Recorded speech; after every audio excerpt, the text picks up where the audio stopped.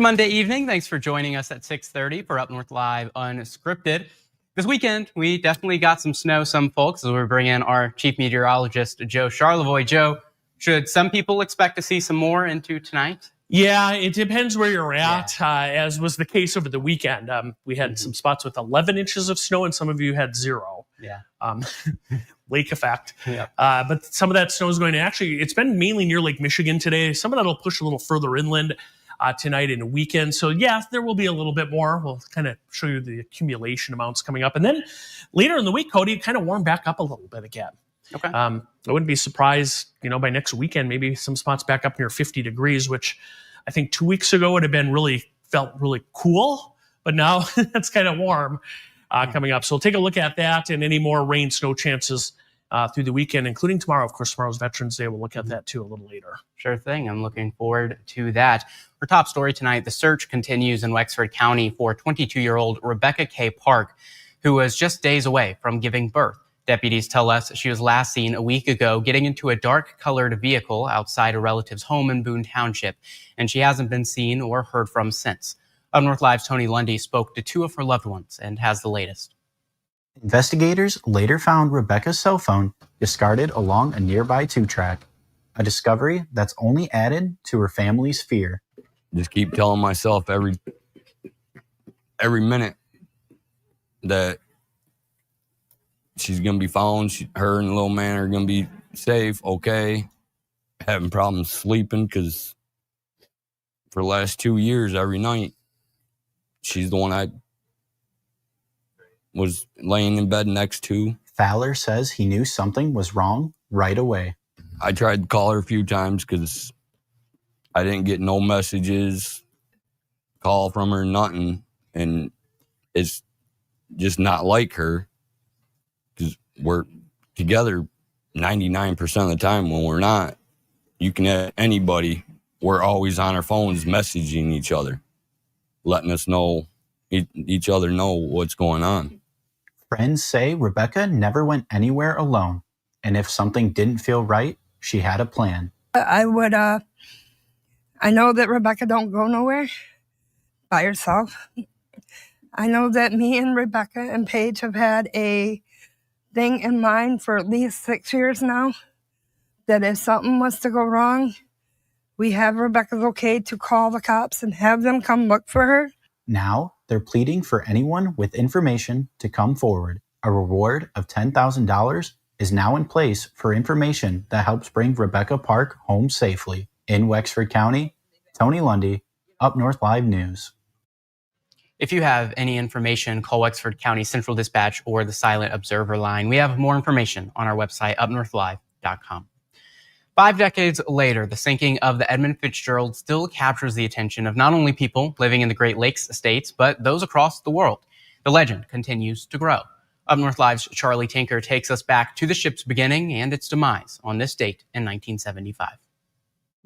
Beginning its life in a shipyard along the banks of the River Rouge, workers laid the massive keel of Hull 301 in August of 1957. Measuring 729 feet from stem to stern, the steamer clocked in empty at 13,632 tons. Her single propeller, nearly 20 feet wide, with a set of 12,000-pound anchors to match. The Fitzgerald was the largest ship ever built on the Great Lakes. This is a ship that's designed to post-war structural and load line standards, and was cutting edge at the time. 15,000 spectators would turn out to her christening June 8th of the following year. Named for Mr. Edmund Fitzgerald, then president of the Northwest Mutual Life Insurance Company. The honor laid the groundwork for what would be a fateful day. As Fitzgerald's wife attempted to smash the champagne across its broad bow, the bottle held firm and took Mrs. Fitzgerald another 2 tries before it finally broke. Surging out of dry dock, she became the longest and largest carrier afloat anywhere on the Great Lakes circuit. She was the largest ship on the Great Lakes at that time, both in length and in carrying capacities. The Fitzgerald's arrival on the shipping scene coincided with building interest in taconite, low-grade ore shipped in pellet form, and the steamer could haul more of the stuff than just about anything on the water. when she first started her career, she was setting many cargo records throughout that time and actually well into her career as well. Smashing records year after year on runs between Wisconsin and Ohio, laden with the materials bound for Gary or Cleveland, driving the building boom in the Midwest and across America. And so there was no reason to doubt, with a seasoned captain and good crew, the Edmund Fitzgerald would be prepared to weather the storm that caught it in November 1975.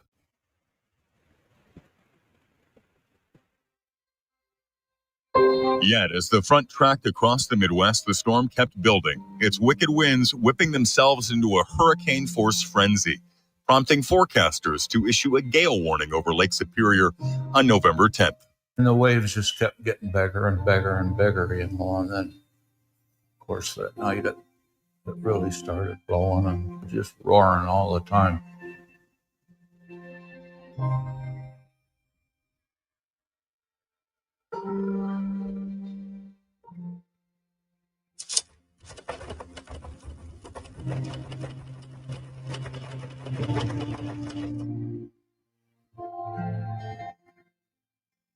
And so the Fitzgerald and the Arthur M. Anderson changed their route, steaming into the teeth of the building storm and its 30-foot seas, seeking the shelter of Whitefish Point and the bay beyond. Only one of them would make it to safety.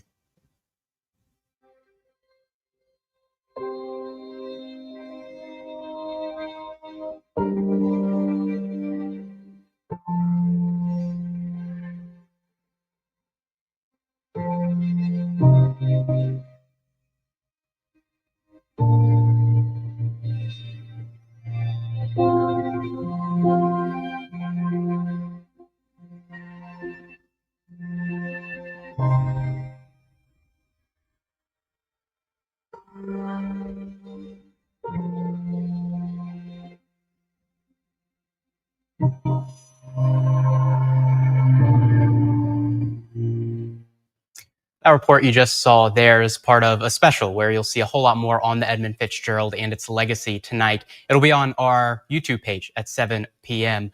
And to talk a little bit more about this, we're going to bring in Charlie Tinker, who you just heard there, who was also the producer of this special. We'll see. Charlie, first talking about this story, thanks for joining us. It seemed like from, that first half of it, it was a large and sturdy ship. You never think a ship's going to go down, but this definitely seemed like one that not many people thought this could happen to. I think, Cody, improbable, I guess, is the word. That was probably the attitude of most folks at the time. I want to speak to something the director of the Great Lakes Shipwreck Museum said, and it's the Fitzgerald tragedy really created this awareness of the power of Lake Superior in particular, but certainly the Great Lakes writ large, and their ability to churn out a storm like this. While the ship was sturdy, it just illustrates a couple of things go wrong, and you're right on the edge there. So I think that spoke to a lot of people when they first learned about it. Yeah, and not, with this entire story of the Edmund Fitzgerald, it did seem like in your story, if you're able to speak more to it, there was a celebration of this ship when it was first hitting the water. Yeah, and I think it's easy to forget. I mean, given sort of the status of the wreck, how it's been elevated in society, in Michigan in particular, you see, observances, literally from one shore to the other tonight in commemoration of the 50th anniversary. But it lived 17 years before that incident. It did its job for a very long time, nearly 2 decades. It was a very successful ship.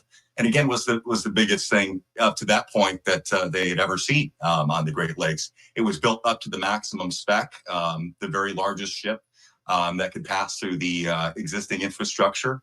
And it was a point of pride for the company that launched it. It was a point of pride for the community that helped launch it. And I think for all of Michigan, which is why I think it's still something that speaks to us in the way that it does. Yeah, and this story we just watched will be, again, a part of a special that will be on our Up North Live YouTube page tonight at 7 p.m. It's a special that you produced. Can you peel the curtain back a little bit about how a report on this comes together, both the report and the special as a whole? Well, it's a lot of teamwork. It's a lot of minutia. I guess it's 1,000 details that all kind of have to come together into one program. Really, it was time consuming. It's something that a lot of us put a lot of effort into. Certainly thinking of the 29 men who went down that night. The victims the families of the victims rather, who they live with this reality. They've lived with it for the last half a century. And so it's not something that I think any of us took lightly. It's the gravity of it really can't be understated. It's a commemoration as much as it is a celebration of their lives and the life that the Fitzgerald led for again 17 years. So very very involved in kind of rooting out the stories that existed between the lines. You'll hear some of them during the course of the special. Some that frankly I had never heard. The Fitzgerald sparked a pretty early fascination in me. My dad and my granddad were both Navy guys, so I always had this fascination with the water. A print of the Edmund Fitzgerald was one of the first pieces of art that I actually requested in my life. So it's one of those topics that again, use that word fascination. It's always fascinated me. But it was really a privilege to get to dive a little deeper and to get to know some of these folks. And to be able to tell their stories in a way that I hope is just as relevant to a modern audience as it would have been to somebody in 1975. Watching some of these initial reports come out. Sure. And without giving us the whole pie of what we're going to see tonight, can you give us a slice of the process of where we've had reporters travel to for this and finding out who to talk to tell those stories? Really all over the state. This is the short answer, Cody. From the Mariners Chapel down in Detroit, Mark Chalette put together an amazing piece on that. Several for us, in fact, that all tell kind of the more unique sides to that story. Again, a lot of us are familiar with the details of the wreck, and that kind of thing. But again, it lived this whole life, right? So you hear from a lighthouse keeper who was stationed in the middle of Lake Superior on the night it occurred. You hear from a fisherman who was wrecked that same night in the same storm. In addition to some family members of the victims out of Sturgeon Bay, Wisconsin. So really, it goes the length and the breadth of the state, and really tells a lot of, I think, pretty impactful stories that help to contextualize, what the story that all of us have heard for decades and decades and decades, and I think breathe some fresh life into it for the folks who aren't acquainted with them, and certainly it's a reminder for the folks who are. So it's been a pleasure. Yeah, absolutely. Well, thank you so much for taking some time today to talk with us a little bit about this. Charlie, again, he had that story that you just saw, and you'll be able to see it again tonight at 7 p.m., where you can watch our special report on the sinking of the Edmund Fitzgerald. It'll be posted on the UpNorthLive YouTube page at 7 p.m. We'll look back on Fitzgerald's life and its legacy as a whole. Our question of the day does have to do with this, which is, have you ever been to a Michigan shipwreck museum? There's plenty of time to vote. You can vote on our Facebook page. You can vote on our website, UpNorthLive.com. Or if you're watching right now, you can take out your phone and scan the QR code on your screen and vote there to make your voice heard on this question. And as always, we'll take a look later on in the show to see what those results look like. We're going to take our first break. When we get back, we'll check in with Joe Charlevoix. Of course, we got a whole bunch of snow over the weekend, what things might look like going forward when we get back. I'm Jada Johnson from Big Boys TV, and the Fish and Game Report is sponsored by Johnson's Propane.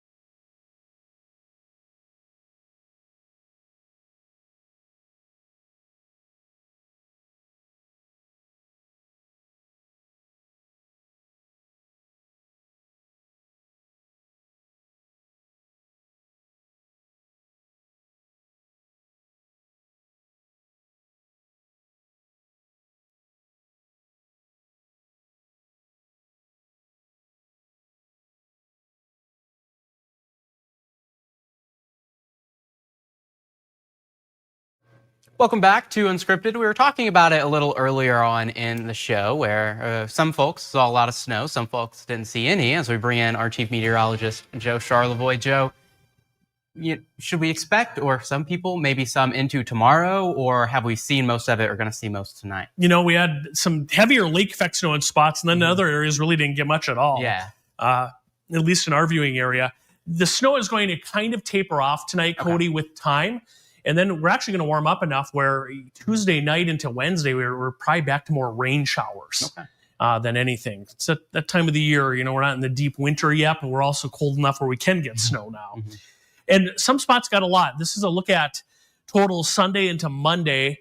Parts of Leelanau County got hit hard with a band of snow. A lot of that was during the day Sunday. Sutton's Bay at 11 inches, Shabbytown 10, Northport just behind that at 9. Ludington today, for the most part, has picked up 6 to 7 inches in a pretty short time. Today, Mears, that's south of Ludington in Oceana County, 5 inches. And Petoskey, rounding out the list here, measuring 4.5 inches. Let's take a look at watches and warnings across the region this evening. And there they are. And they all kind of have different expiration times. But Mason and Oceana counties are in pink. That's where the heaviest snow will fall over the next couple of hours, where we have that warning in effect until 4 o'clock in the morning. Manistee County until 1 a.m. Luce County, that expires in about 11 minutes. Winter weather advisory there, including Newberry, but that's going to come to an end. And then parts of western Chippewa County until 1 a.m. Lake effect snow, because of all this cold air draining across the Great Lakes. You can see how chilly it is. All that cold air working over the Great Lakes, you get evaporation off the lakes and then some lake effect snow. And we had one really big band of snow during the day today. This one right here, kind of originating from up near Marquette.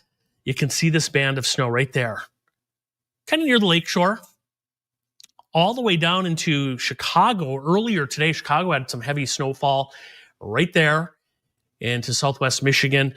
And this will start to taper off as we head into the evening. In fact, what's going to happen, this band of snow is going to get pushed inland across Michigan tonight, because rather than a north wind, our wind is going to turn more out of the west.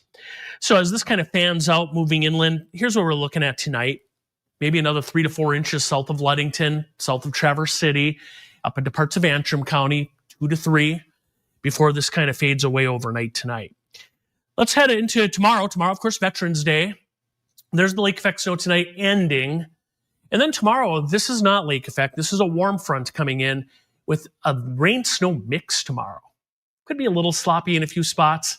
And then we warm up enough Tuesday night into Wednesday. Look what happens here. The changeover just to rain, essentially, by Wednesday. So we are going to slowly warm up as the week goes on. And you can see that as we look at our extended forecast. So Wednesday, a little bit of a rain-snow mix or rain. That winds down early Thursday. And then look at Friday. Friday will be a nice day, some sunshine. Tell you right now, though, Cody, if you have plans next weekend, Saturday, Sunday, no snow, but it looks like kind of wet, maybe a little bit of rain. Okay, we'll keep that in mind. Thank you, Joe. Coming up, we're going to talk to Harrison Beebe about how Michigan high school football keeps on rolling these playoffs. What's to come after the break.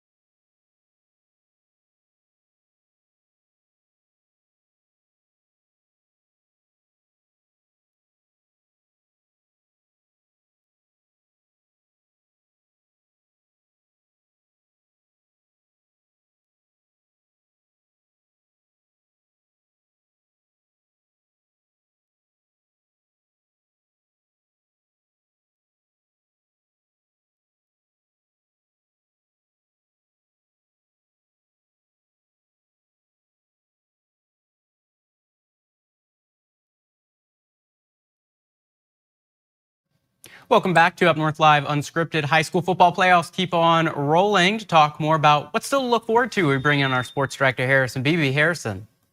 Yeah, Cody, we just got to update that graphic behind you, sprinkle a little snow on there, and that's more realistically what the conditions are like for a lot of the teams today, probably getting in some practices before most of them are going to be hitting regional championship games later this week. We do have one team in a state semifinal in 8-player. We'll get to them in a second, but let's start with the top divisions. Traverse City Central actually should update that graphic. The Trojans are actually in Division 2, taking on Portage Central. That'll be at Portage Central this Friday night. Big Rapids on the road. They'll be against Hudsonville Unity Christian in Division 4. And then Kingsley and Reed City, always an intriguing rivalry between those two. They'll be meeting up for the regional title in Division 6 at Rhodes Field on Friday night. And moving right along to our smaller divisions, we got Division 8. Glen Lake is at home once again. The Lakers have a pretty impressive team, and they'll be taking on one of the best UP teams from Division 8 in Bark River Harris on Friday night.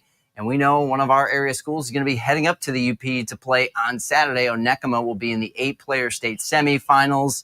The way this one shakes out, their neutral site game is going to be up in Marquette at Marquette High School, not at the Superior Dome. Now, if they win that game, they would then advance to play at the Superior Dome the following week. So that's what's on the line for them, although it could mean 2 back-to-back trips all the way up to Marquette, which is not a short bus ride for Onekama, but that is the way the MHSA has divided the neutral site games there. So that's what we have left for this week for high school football.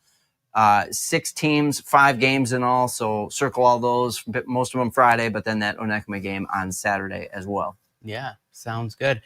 Before we let you go, how about that team that's sitting at the top of the Eastern Conference in the NBA? The Pistons have won 6 in a row. The Detroit Pistons looking amazing right now, and they're in action tonight. It's an exclusive Peacock streaming game against the Washington Wizards. But yes, the Pistons have been playing some great basketball to start this season, which coming off last year and that great turnaround and making the playoffs, this is what you'd want to see now as Cade Cunningham keeps getting better. Jalen Duren keeps getting better. Isaiah Stewart, still intimidating as can be on a basketball floor. And shout out as well, Lions getting that bounce back win against Washington. Big one this Sunday, Cody, at Lions-Eagles Sunday Night Football. Yeah, I wanted that. And it's kind of revenge. Not really. Like the regular season game might not make up for losing to them in the playoffs, but hey, way to use that motivation and get a win out there. Huh? Definitely. Yeah, awesome. Thank you for joining us, Harrison. We're going to take our final break of the show. When we get back, we'll take one last look at our question of the day. There is still time to vote on our Facebook page and on our website, UpNorthLive.com. We'll take a look again at the results and what you had to say when we get back. Stay with us. Salon services are furnished by Epiphany Advanced Academy in East Acme.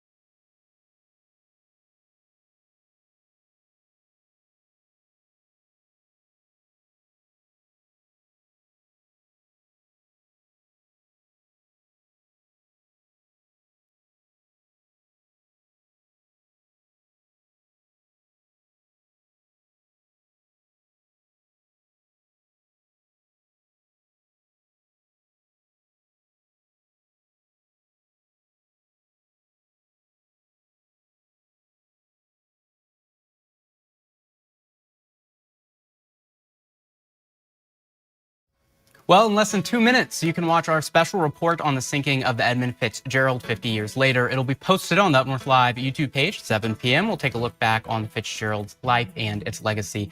With it being 50 years later, our question of the day today is, have you ever been to a Michigan shipwreck museum? 81% of people said yes, 19% of people said no. And Laura said, no, I have never been to a shipwreck museum, but plan to in the summer.